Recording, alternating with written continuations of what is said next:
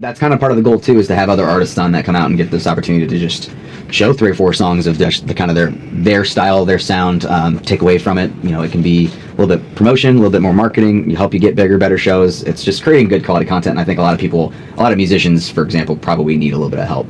Yeah. Getting that push to do it themselves, or getting that push to meet the right people and do it the right way. Getting other musicians and like to come on your show and stuff. Like, I mean, I don't have a ton of guests, but usually when I meet musicians or like I talk to musicians, I'm like, hey, if you ever feel like coming on, you know, I do this podcast.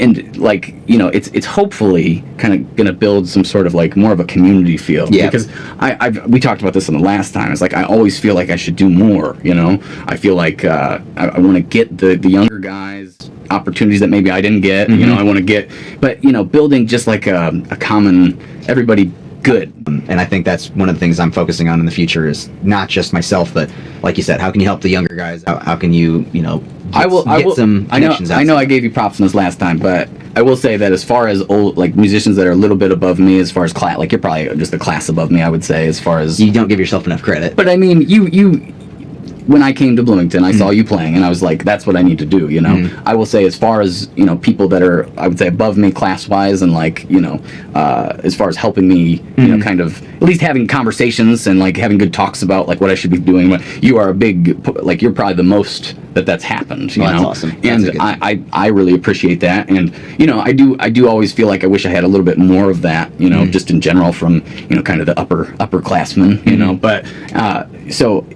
You know, in turn, you know, I think it's our job to try to be that person maybe for somebody else. And I think that your new show, the Pawn Shop, what do you call it? Pawn Shop series. The Pawn Shop series.